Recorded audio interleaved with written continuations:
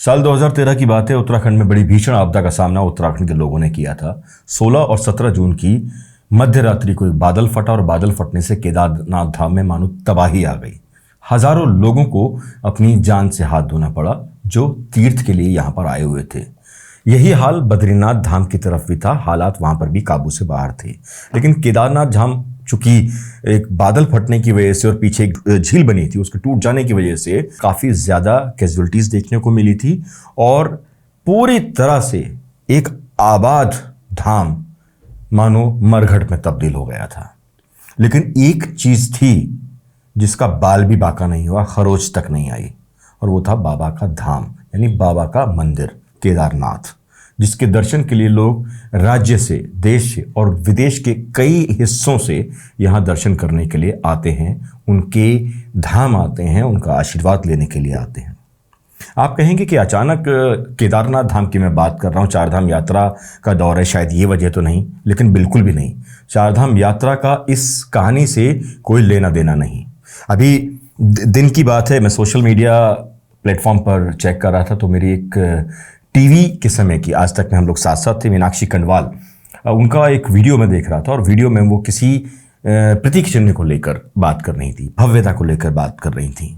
वो वीडियो वाकई आंखें खोल देने वाला है।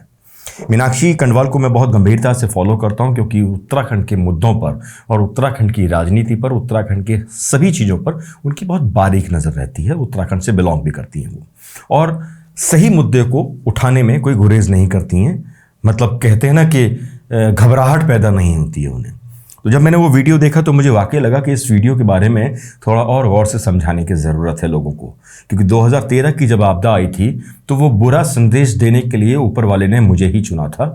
और 16-17 जून को जब आपदा ने हज़ारों लोगों को लील लिया था, तभी उस दौरान मेरे एक मित्र रुद्रप्रयाग में मधुसूदन जोशी, उनके माध्यम से मुझे ये जानकारी मिली और फिर ये देश दुनिया ने इस घटनाक्रम को समझा और जाना।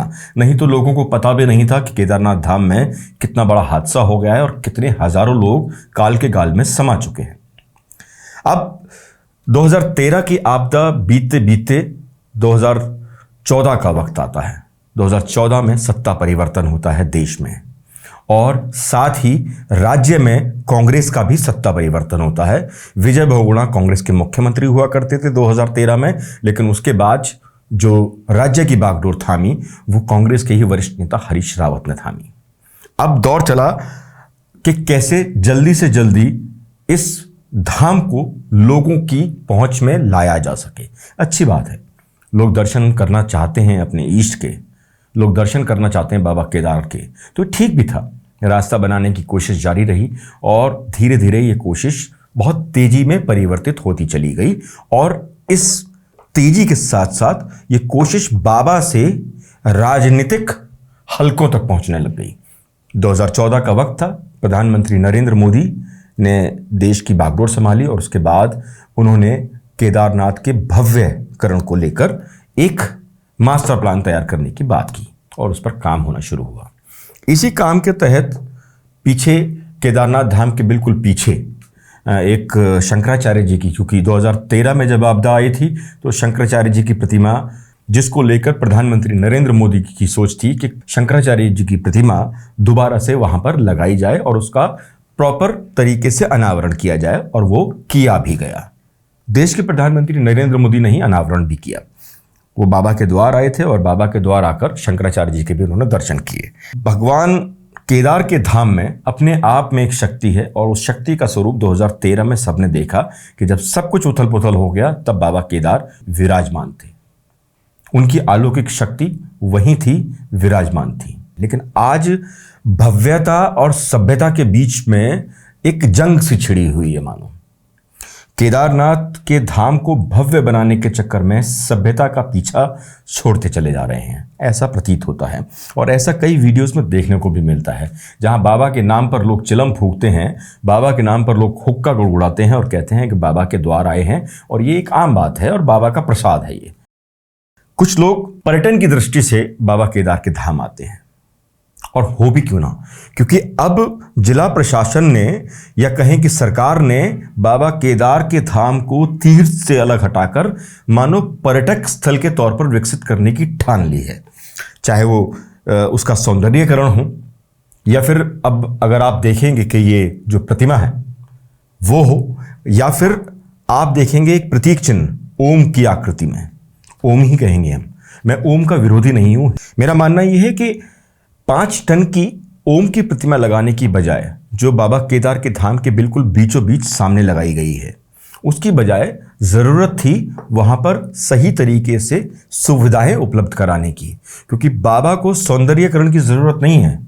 बाबा को ज़रूरत इस बात की है कि जो बाबा के दर्शन करने के लिए लोग वहाँ आएँ, उनके पास सुविधाएं हों, उनको रहने की सुविधाएं मिलें, उन्हें खाने की सुविधाएं मिलें, उन्हें मौसम के तब्दील होने के बाद जो परेशानियां होती हैं उस परेशानियों से बचने की सुविधाएं मिलें, उन्हें उस रास्ते की सुविधा मिले जिस रास्ते से चलकर वो लगातार बाबा के दर्शन करने के लिए जाते रहते हैं। ज़रूरी नहीं हेलीकॉप्टर की सॉर्टीज बढ़ाने से बाबा के दर्शन आसान हो जाएंगे, बेमानी लगती है, क्योंकि वो बाबा का धाम है। ज़रूरत इस बात की है कि अगर कोई व्यक्ति परेशान होता है वहाँ पर, या किसी की तबीयत बिगड़ती है, तो फ़ौरन उसको अच्छे से अच्छे डॉक्टर्स के साथ में ट्रीटमेंट शुरू करने की फैसिलिटीज़ देने की ज़रूरत है। और अगर वो फैसिलिटीज़ वहाँ नहीं दे सकते तो वहाँ पर एयर एम्बुलेंस, हेलीकॉप्टर दर्शन के लिए नहीं बल्कि हेलीकॉप्टर्स की वहाँ पर मौजूदगी इस बात को लेकर होनी चाहिए कि अगर किसी यात्री की तबीयत ख़राब हो जाती है, परेशानी हो जाती है उसको, तो हेलीकॉप्टर के माध्यम से उसे तुरंत एम्स में, दून मेडिकल कॉलेज में या कहीं अन्य बड़े हॉस्पिटल्स में लाने की सुविधाएं हों। इससे पहले भी मैंने अपने वीडियो के माध्यम से स्वास्थ्य सुविधाओं को लेकर एक सवाल उठाया था, जिस पर बाकायदा सोचने की ज़रूरत सरकार को भी थी और आम लोगों को भी थी, क्योंकि उसमें मुद्दे सभी तरीके से उठाए गए थे। चाहे वो आम लोगों के मुद्दे हों जो वहाँ रहते हैं, जो वहाँ के स्थानीय लोग हैं, या फिर जो वो लोग हैं जो तीर्थ के लिए यहाँ पर आते हैं और तबीयत बिगड़ जाती है। वो सुविधाएं देने की ज़रूरत है। बाबा के धाम को अलौकिक बनाने के लिए बाबा खुद में पर्याप्त है।